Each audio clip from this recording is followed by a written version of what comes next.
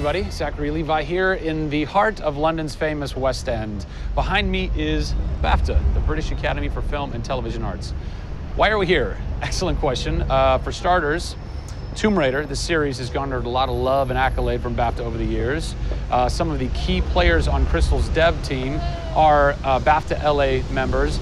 And to top it all off, legendary video game composer Jason Graves is a BAFTA winner.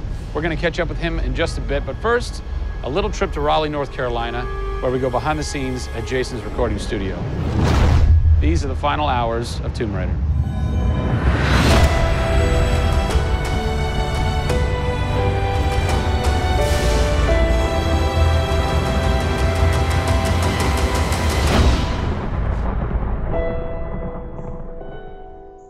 The first thing we did was the theme.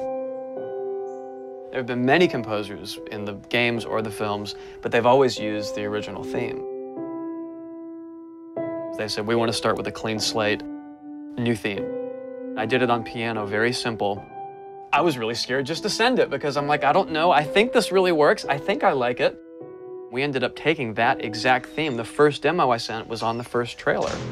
That exact same arrangement.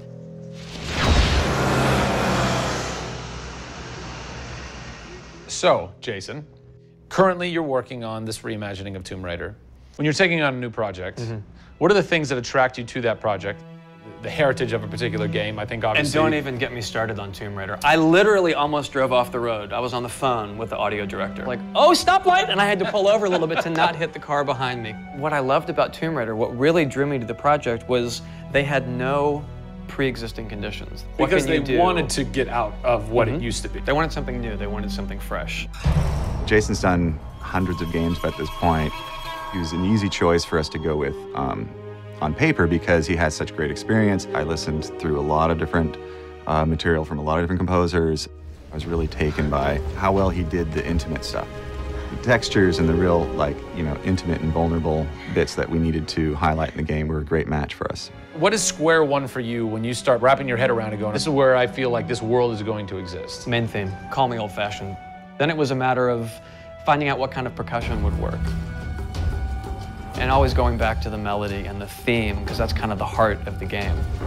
The most signature thing that we need to get right is Lara's theme. One of our big goals was that it can be used in any emotional context. What does it sound like? High action.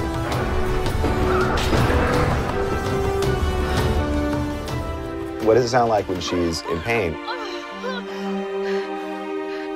For music, the gameplay and the concept art, especially with the scavengers and kind of the shanty town, corrugated metal, how everything's kind of this amalgam of different stuff that they found on the island. I was like, that's what I want the music to sound like. The bad guys are playing the music now. Alex said something like, it'd be really cool to have something, chains on a metal board or like you're banging a metal fence. 2 weeks later, Jason calls me up and he's like, so this guy who's like this sculptor who lives right around the corner from me, I was talking to him about the idea of creating an instrument. And I'm like, that sounds completely insane. We have to do that. Tackling the score to one of the most iconic franchises in the world brought a unique challenge. How best to capture the emotional timbre of the characters and island in music? People, I give you the instrument.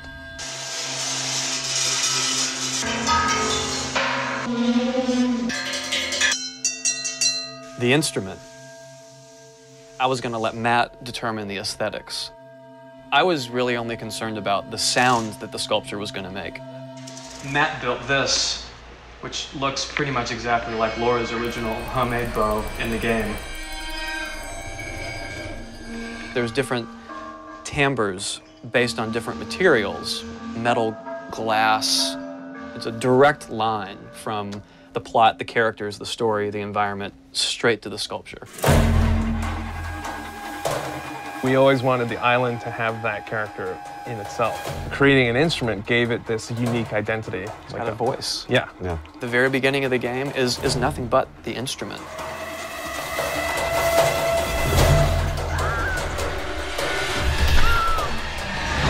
Who do you look at in video games or in film that you go, what they've done has shaped who I am and what I do for a living? They're all dead, unfortunately. What? Yeah, I know. It's classical composers. All classical? Yeah, I'm kind of going directly back to the source. Yeah. Prokofiev's, Tchaikovsky.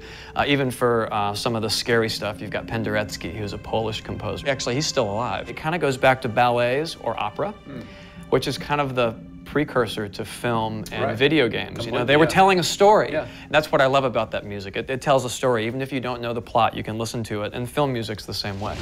It's tough with games to do things that are subtle.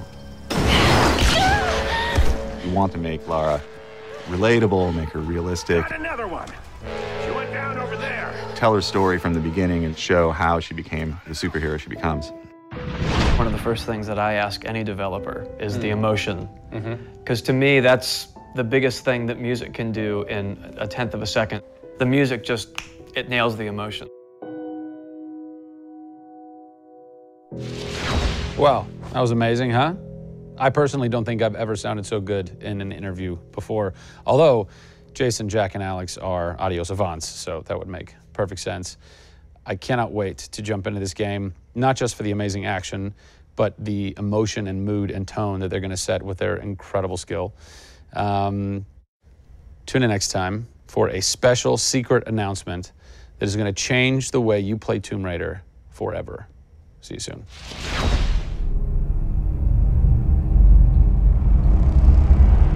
Pre-order Tomb Raider from Amazon.com now and receive an exclusive art book, a DLC character skin for Lara, and a digital copy of Jeff Keighley's The Final Hours of Tomb Raider for the Kindle Fire.